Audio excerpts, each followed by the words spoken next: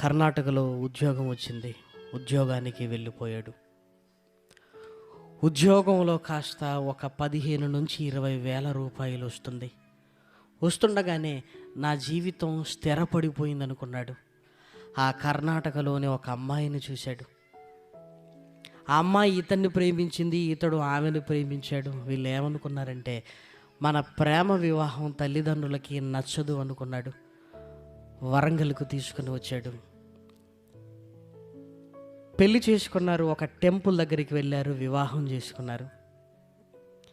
వివాహము చేసుకున్న తర్వాత అమ్మయ్య ఎప్పటి కోపాలు ఉంటాయా? 3-4 నెలలు అవుతుంది, ఇంకా కోపతాపాలు ఏముంటుందిలే అనుకున్నారు.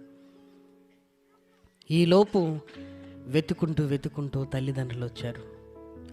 తల్లిదండ్రులు వచ్చి కూతుర్ను చూసి బోరున ఏడ్చారు. అమ్మ, జరిగిందేదో జరిగిపోయింది, ఇంటికి రండి అని ఇద్దరిని ఇంటికి తీసుకొని వెళ్ళిపోయారు. ఇతను కూడా ఏమనుకున్నాడంటే అంతా అయిపోయింది అనుకుంటున్నాడు.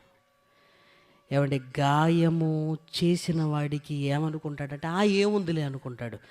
గాయపడిన వాడు మాత్రం అంత తొందరగా మర్చిపోడు. ఇంట్లోకి అడుగు పెట్టగానే కాలరు పట్టుకున్నారు. ఆ అమ్మాయి అన్నలు తమ్ముళ్ళు కాలరు పట్టుకున్నారు, మామయ్యలు.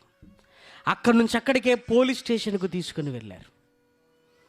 డబ్బులు ఇచ్చారు, పోలీసు వాళ్ళకి కొట్టించారు.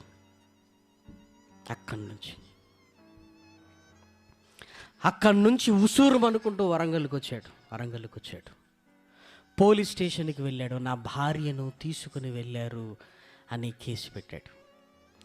అప్పుడు వాళ్ళు వచ్చారు, ఇదిగో మా అమ్మాయికి అసలు మైనారిటీయే తీరలేదు అని సర్టిఫికెట్ ప్రొడ్యూస్ చేశారు అని మళ్ళీ రివర్స్ కేసు పెట్టారు.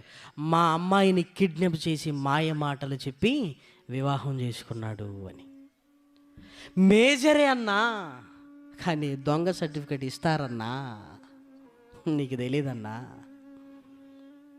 నా మాట ఎవరు నమ్మటం లేదన్నా, నమ్మరు. నువ్వు స్త్రీని ముట్టుకున్నావు.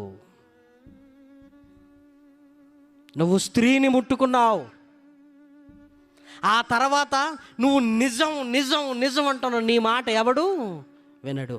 అప్పుడు కేసు నమోదయ్యింది. ఏం కేసు? కిడ్నాప్. ఆ కిడ్నాప్ కేసులో ఏం కేసు? మైనారిటీ తీరని అమ్మాయిని. చూడండి, మేజరే కదా అంటున్నాడు. నువ్వు సర్టిఫికెట్ చూడు అన్నారు పోలీసు వాళ్ళు. దొంగ సర్టిఫికెట్ రావండి. మనం ఇప్పించేవాళ్ళం ప్రియమైన వారలారా. మనం అనుకున్నట్టుగా జరుగుతుందన్న ఒక ఊహల్లో ఉంటాం కదా. అంత అనుకున్నట్టుగా జరిగింది.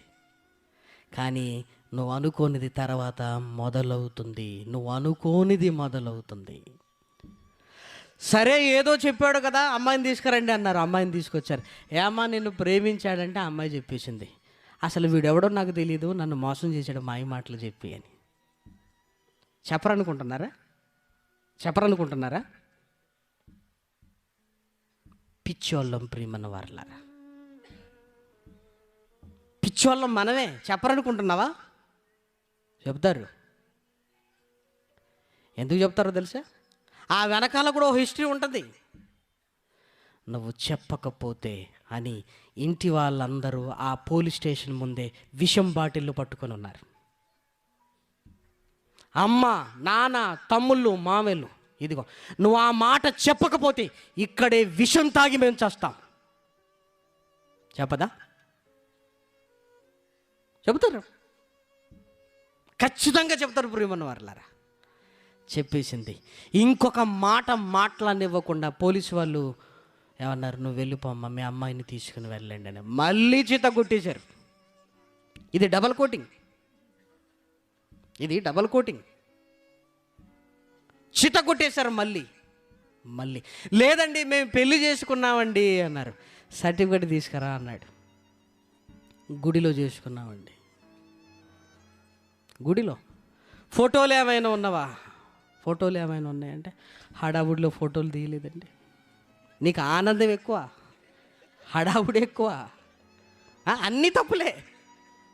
ఇప్పుడు మనం ఏమనుకుంటాం తెలుసా, నేను చేస్తే ఫోటోలు తీస్తానన్నా అంటాం, నీకు ఇంకొక రకంగా పడుతుంది. అప్పుడు మనం ఏమనుకుంటాం, వాడి పిచ్చోడన్న వాడికి ఏం తెలుసు, నేనైతే ఫోటోలు తీస్తాను, ముందే మ్యారేజ్ సర్టిఫికెట్ తయారు చేయిస్తాను. వాడు అలా చేశాడు కదా, నేను ఇదిగో ఎస్ఎస్సి 10th క్లాసు ఆమె బర్త్డే సర్టిఫికెట్ దగ్గర పెట్టుకుని మరీ ప్రేమిస్తాను. మారం, దెబ్బ పడేంత వరకు అయ్యో బాబోయ్ అనేంత వరకు మారమండి మనం. అప్పుడు నీకు ఇంకొక రకమైన ట్రీట్మెంట్ ఉంటుంది. అది కూడా చెప్పమంటారా, గుంటూరులో జరిగింది. ఏంటనుకుంటున్నారు, అయిపోయిందండి. వరంగల్లో ఉన్నప్పుడు ఫోన్ చేశాడు, అన్న మీ క్యాసెట్ విన్నాను, మీతో మాట్లాడవచ్చు అన్నాడు. వచ్చి ఇదంతా చెప్తున్నాడు. నేను చేసిన తప్పేంటన్నా అని అడుగుతున్నాడు.